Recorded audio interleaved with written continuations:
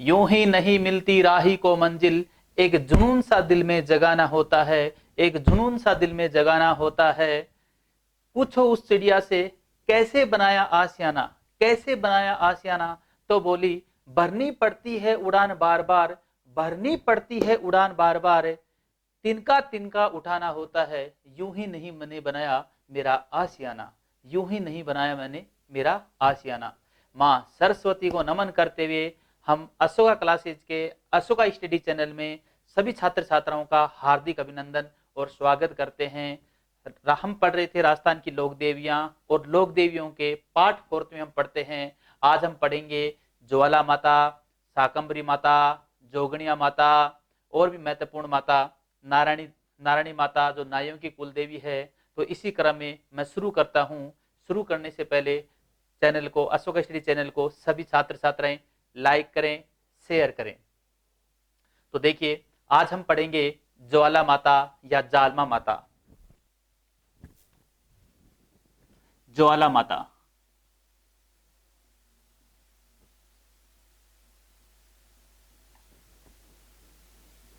इसे हम जालमा माता के नाम से भी जानते हैं। जालमा माता देखिए ज्वाला माता, ज्वाला माता का मंदिर जो है वो जोबनेर जयपुर में है। जोबनेर जयपुर में।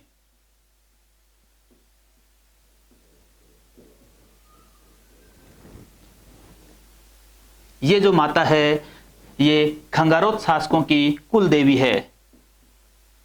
खंगारोत शासकों की कुल देवी।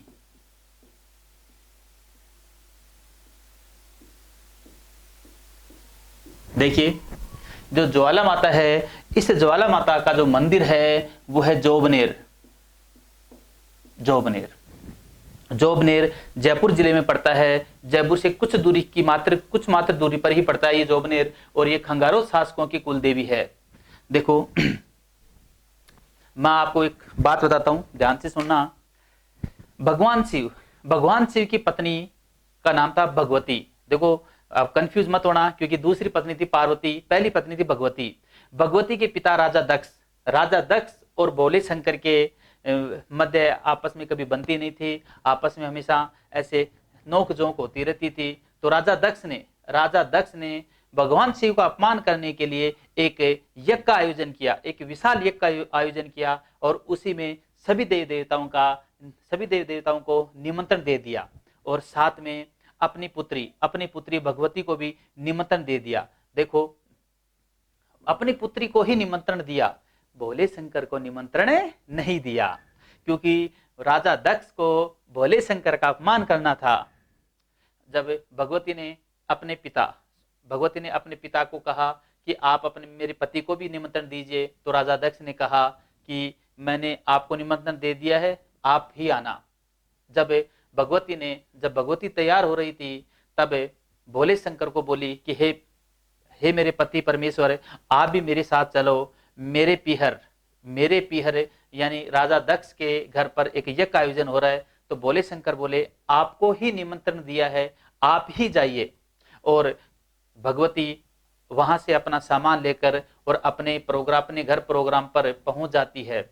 जब वो वहां पर जाती है तो उसकी जो सखी सहेलियां होती हैं, या उनकी जो काकी, ताई, चाची जो होती है, उन्होंने टोंट कसना शुरू कर दिया कि तू अकेले सामान उठाकर आ गई, तू अकेले आ गई, अपने पति भोले शंकर को क्यों नहीं लेकर आई, और ताना देने लग गई। इससे दुखी होकर जो वहां पर यज्ञ का आयोजन हो रहा था, यज्ञ कुंड का आयोजन हो रहा था, उसमें छलांग लगा दी, क्योंकि उसे अपने के साथ साथ अपने पति का भी अपमान किया उन्होंने। इसलिए वो नाराज होकर, रूठ कर और यज्ञ कुंड में छलांग लगा दी।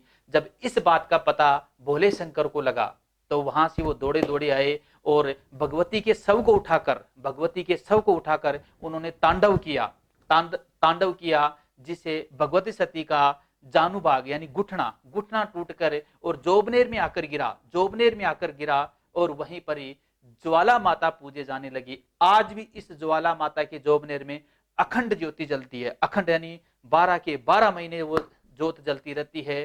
तो जो भगवती सती का जो जानू भाग था यानी घुटना था, वो जोबनेर में आज भी रखा हुआ है, और वहां पर अखंड ज्योति जलती है।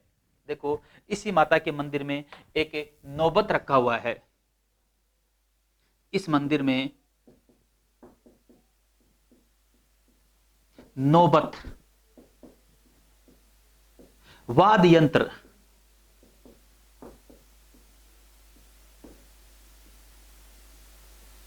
रखा हुआ है। नौबत क्या होता है? इस प्रकार ढोल नुमा आकृति होती है नौबत, जो युद्ध क्षेत्रों में और मंदिरों में बजाया जाता है। ये क्यों रखा हुआ है? देखो अजमेर के सेनापति लाल बेग ने जोबनेर के शासक जैत सिंह पर आक्रमण किया तो मधुमक्खियों का एक बड़ा छाता झुंड लाल बेग की सेना पर टूट पड़ा और वो वहां से जो वो ये साथ में वाद्य यंत्र लेकर आए थे उसी को वहीं पर छोड़कर और वापस अपने गांव की ओर लौट गए और इसमें जीत हुई जैत सिंह की। इसलिए इस देवी को मधुमक्खियों की देवी भी कहा जाता है। मधुमक्खियों की देवी।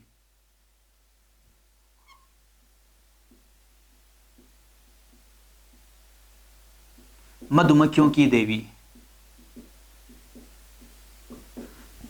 देखो याद रखना, राजस्थान में मधुमक्खियों की देवी जीण माता को भी कहा जाता है। इससे पहले मैंने आपको जीण माता पढ़ा दिया था, आप उसमें देख सकते हो। राजस्थान में दो मधुमक्खियों की देवी के रूप में पूजी जाती हैं, एक तो जीण माता और एक ज्वाला माता।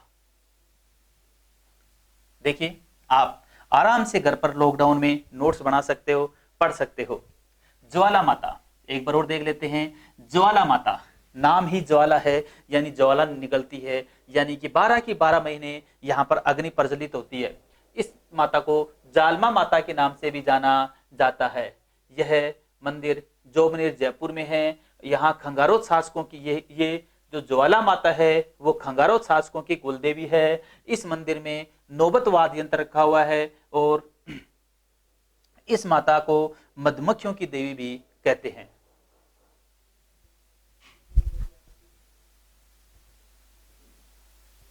फटाफट नोट्स बना लीजिए।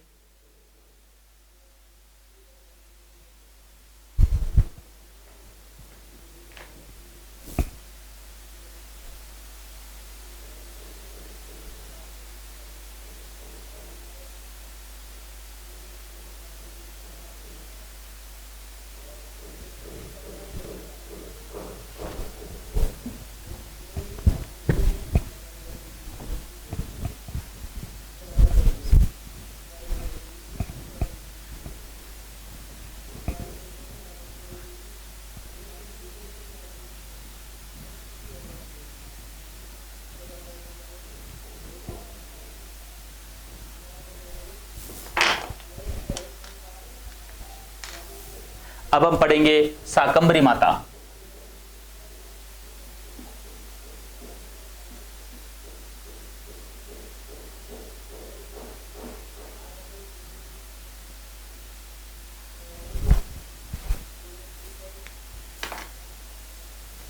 देखिए शाकंभरी माता का जो मंदिर है वह है सांबर।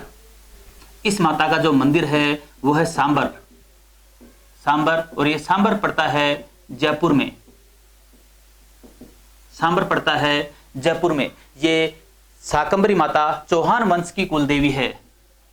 ये चौहान वंश की कुलदेवी।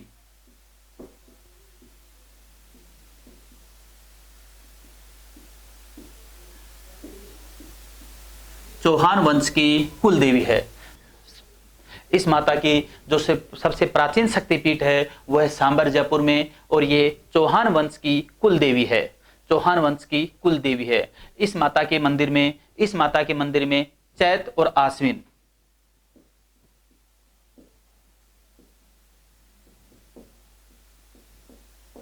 माह के नवरात्रों में मेला लगता है।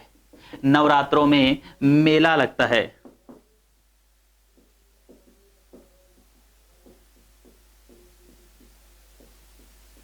चैत और आश्विन माह के नवरात्रों में मेला लगता है। देखो इसका नाम शाकंभरी क्यों पड़ा? अकाल पड़ने पर मनुष्य ने इस देवी की पूजा की। एक जमाने में भयंकर अकाल पड़ा था, लोगों के पास खाने के लिए कुछ नहीं था और पीने के लिए पानी नहीं था, तो वहां के मनुष्यों ने इस माता की पूजा की। तो माँ ने नया रूप धारण करके दिव्य शक्ति से बंजर धरती में से शाक उत्पन्न की, बंजर धरती से शाक उत्पन्न की। शाक यानी सब्जी, फल, फूल, और उन शाकों को खाकर लोगों ने अपनी भूख मिटाई, इसलिए इसका नाम पड़ा था शाकंभरी माता। शाकंभरी माता। इस माता का मंदिर, दूसरा मंदिर जो है उदयपुर वाटी, झुंझुनू में भी है। इस माता का जो दूसरा मंदिर है वो उदयपुर वाटी, झुंझुनू में। साग का मतलब होता है सब्जी, साग का अर्थ होता है सब्जी, और इस माता ने अकाल में सब्जी लगाई। अकाल पड़ने पर लोगों को सब्जी, फल, फूल ये बांटे, इसलिए इस माता का नाम पड़ा था शाकंभरी माता।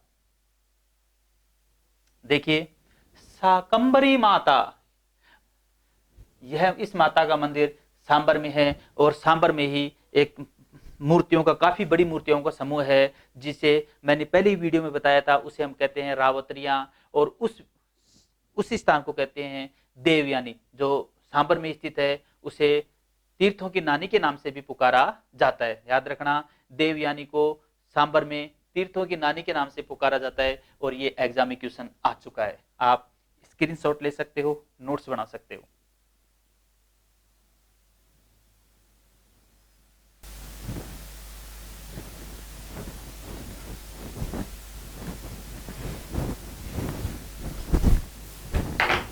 अब हम पढ़ेंगे नारायणी माता।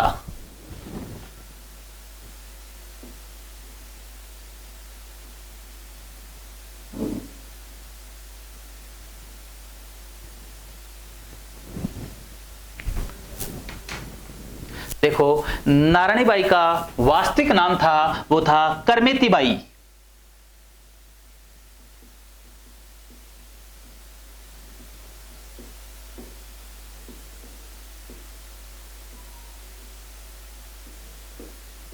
करमेती बाई। इसके पिता का नाम था विजयराम सैनी। इसका जो पिता था वो था विजयराम सैनी,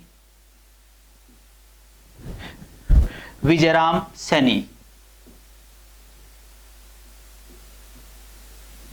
और इसकी माता का नाम था रामवती बाई।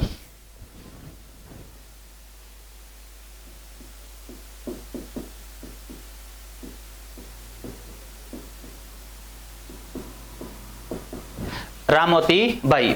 देखो, इस माता का मंदिर बरवा की डूंगरी जो अपने सुगा कला से सापरा में, उसी से कुछ दूरी पर अलवर डिस्ट्रिक्ट है, लगभग 60 किलोमीटर दूरी पर बरवा की डूंगरी अलवर में है। यह जो मंदिर है वो प्रतिहार शैली में बना हुआ है। इस माता का जो मंदिर है, इस माता का जो मंदिर है वो है बरवा की डूंगरी।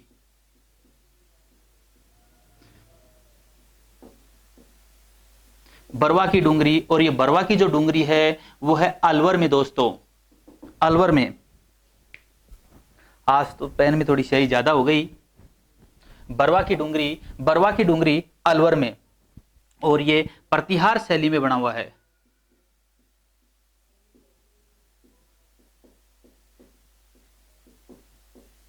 प्रतिहार शैली में बना हुआ है। देखो, प्रतिहार शैली क्या थी? मध्यकालीन मूर्ति शैली थी। इस शैली में प्रतिमाओं के मुख पर प्रसन्नता का भाव था, ऐसे हंसमुख रहती थी, और इनका जो शरीर था वो सुडोल था, यानी हष्टपुष्ट माता की जो मूर्ति होती है, हंसमुख जो मूर्ति होती है, और शरीर में शक्ति हो, हष्टपुष्ट माता की मूर्ति हो, उसे कहते हैं प्रतिहार शैली।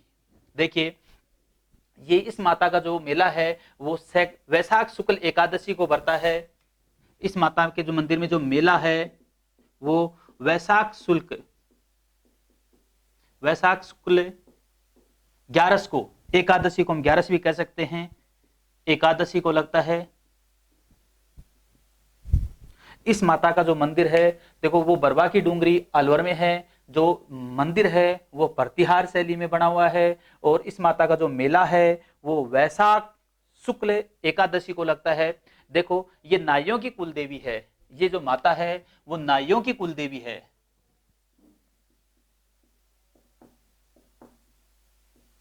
नाइयों की कुल देवी। और आज भी मीणाओं में मीणा पुजारी है इसका। देखो नाइयों की कुलदेवी है और पुजारी है मीणा, इसलिए नाइयों में और मीणाओं में आज भी कोर्ट में केस चल रहा है।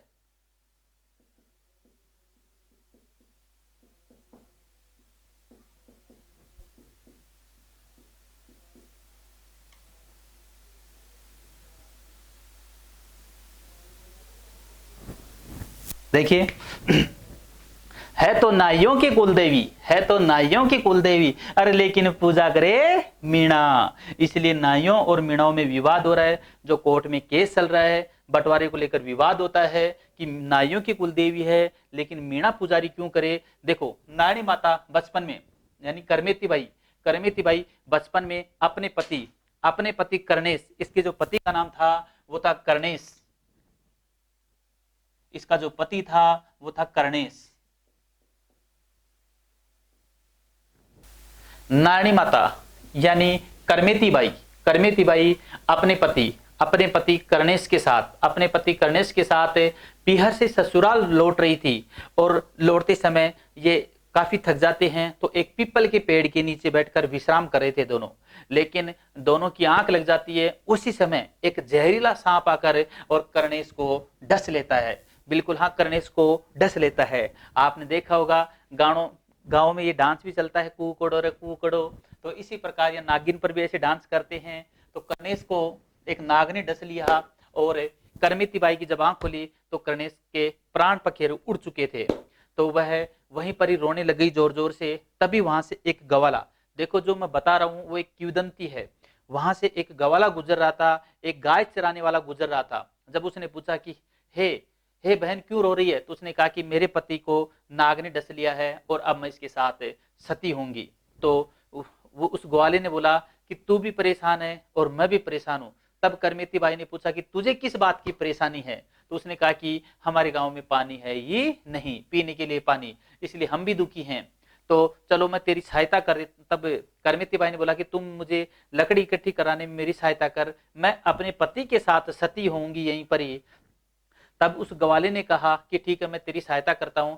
देखो गवाले ने उसकी सहायता की और लकड़ियां इकट्ठी की, लकड़ी इकट्ठियों का ढेर लगा के और अपनी गोद में करमेती बाई ने अपने पति को अपनी गोद में सुलाकर और सती होने की तैयारी कर ली। तभी वो नारायणी माता यानी करमेती बाई गवाले को बोली कि ये एक लकड़ी उठा और जितनी दूर तक तू दौड़ सकता है बिना मुड़े तब तक दौड़ते जा, जितनी दूर तू दौड़ेगा उतनी दूर में पानी होगा, वो अखंड, वो उसकी जो धारा है वो जिंदगी भर धारा बहेगी, यानी उसका पानी कभी समाप्त नहीं होगा। ये कहकर जब वो ग्वाला वो लकड़ी उठाकर दौड़ता है तो काफी दूर जाने के बाद वो मुड़कर देख लेता है तो आज भी उस पीपल के पेड़ से लेकर उस गांव तक जहां तक वो दौड़ा था सीधे बिना मुड़े हुए वहां तक धारा बहती है। तो ये थी नारायणी माता। इस माता के मंदिर में मैं भी गया हूं।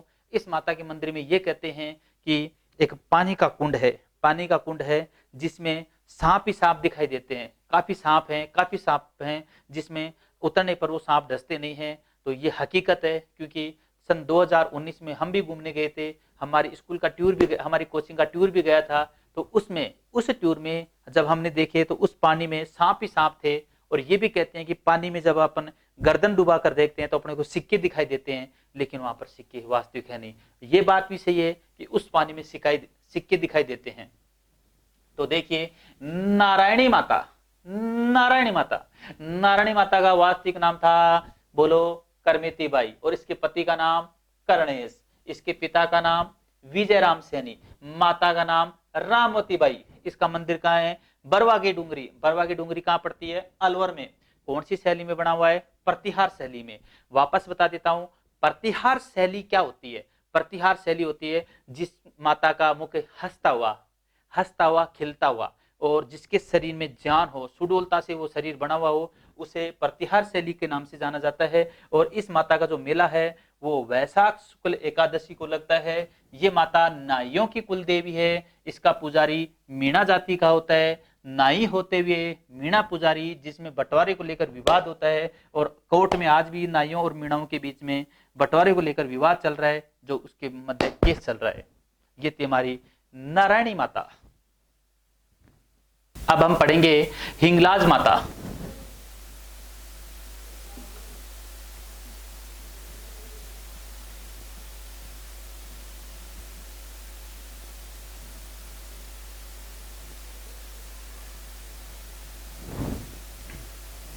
देखो, ये जो हिंगलाज माता है वो चारण जाति की आराध्य देवी है। चारण जाति की आराध्य देवी।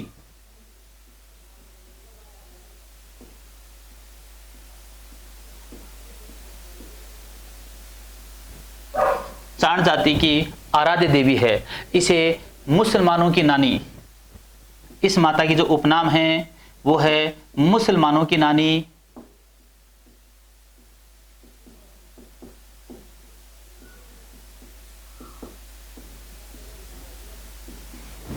देखिए, मुसलमानों की नानी चांगली माई, चांगली माई और चर्म रोगों की देवी, चर्म रोगों की देवी भी कहते हैं।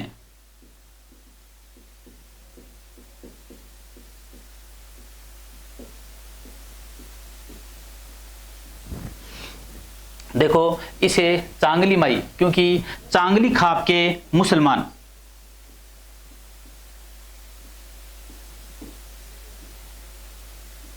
चांगली खाप जाति के मुसलमान पूजा करते हैं।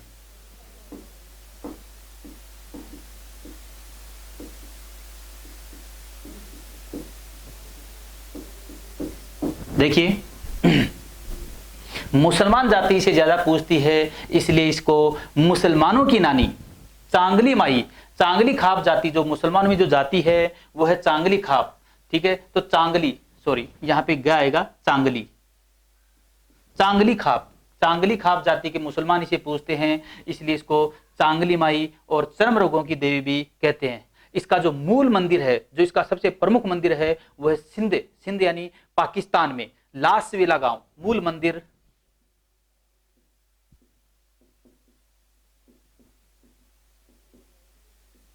लासवेला गांव, और ये जो लासवेला गांव है ये पड़ता है सिंध पाकिस्तान में।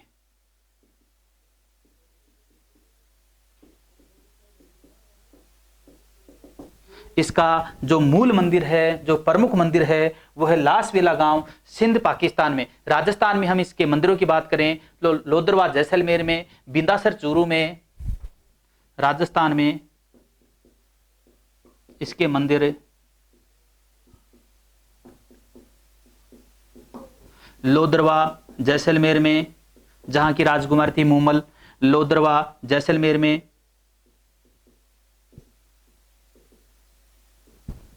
बिंदासर चूरू में,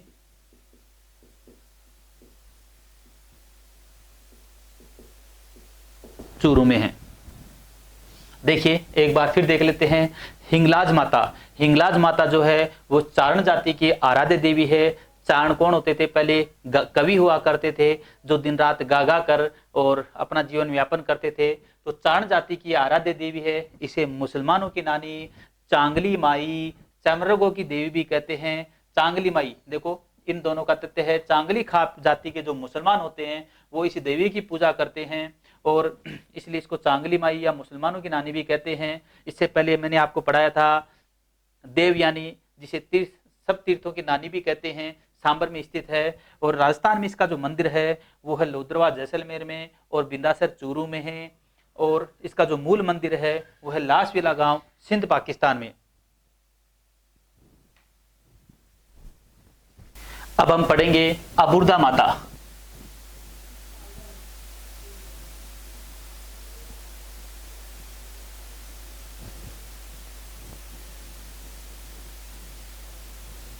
अबुर्दा माता, अबुर्दा माता का मंदिर माउंट आबू सिरोही में है। इस माता का जो मंदिर है वो है माउंट आबू, और ये जो माउंट आबू पड़ता है वो है सिरोही में।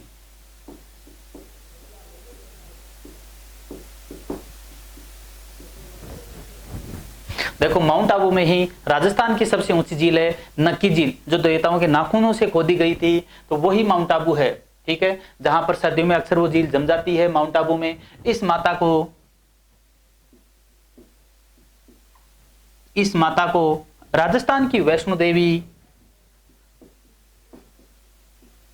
राजस्थान की वैष्णो देवी,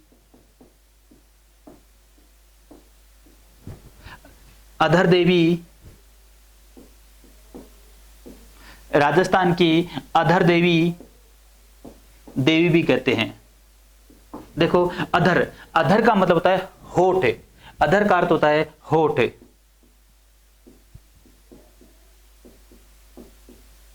होठ।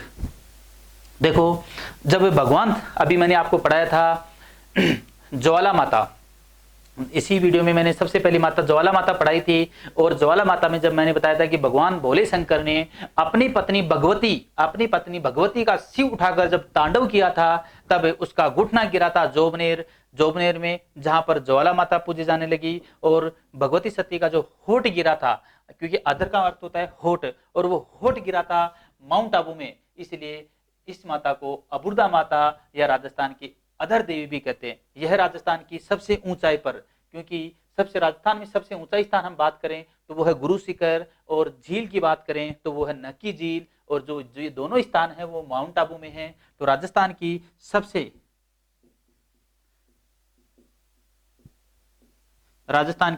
सबसे ऊंचाई पर स्थित माता वो है अबुर्दा माता।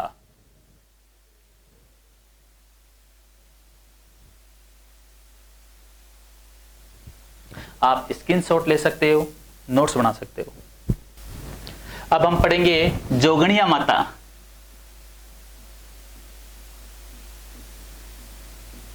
जोगणिया माता, ओ जोगी लुट गए तेरे प्यार में, गाना तो सुना ही होगा। देखो जोगणिया माता, इस माता का जो मंदिर है वो है भीलवाड़ा में, और ये शादी के दिन जोगण का रूप करके आई थी।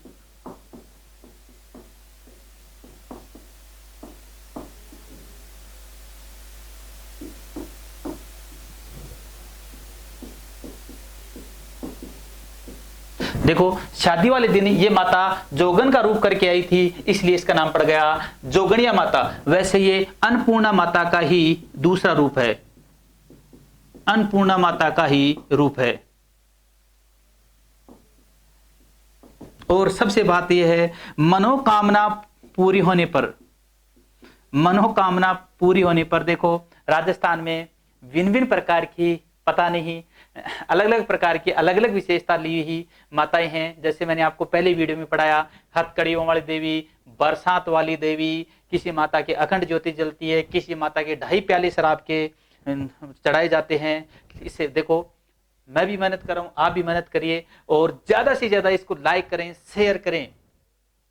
देखो नोट्स के रूप में आप इसको हमेशा, जब तक आपकी जॉब नहीं लगे तब तक आप इसको याद करते रहें, नोट्स के रूप में बना लें इसको परमानेंट। मनोकामना, देखो मैं बता रहा था, मनोकामना पूरी होने पर इस माता के मंदिर में मुर्गे छोड़े जाते हैं। हाँ दोस्तों, मुर्गे, कुकड़ू कू मुर्गे छोड़े जाते हैं। पहले अपने जीण माता के मंदिर में, जीण माता जो है रेवासा गांव, गोरिया गांव, रेवासा गांव सीकर में, उस माता के बकरे की बलि दी जाती थी, बकरे का कान काटा जाता था जिसे छाक कहते हैं। और इस माता के मंदिर में मनोकामना पूरी होने पर मुर्गे छोड़े जाते हैं। शेयर करो, ज्यादा से ज्यादा मुर्गे छोड़े जाते हैं। राजस्थान में एक ऐसी देवी जिसमें मुर्गे छोड़े जाते हैं, वो है जोगणिया माता। जोगणिया माता शादी के दिन ये शादी के दिन अन्नपूर्णा, इसका मूल असली नाम था अन्नपूर्णा माता, लेकिन शादी के दिन ये जोगण का रूप करके आई थी, इसलिए इनका नाम पड़ गया जोगणिया माता।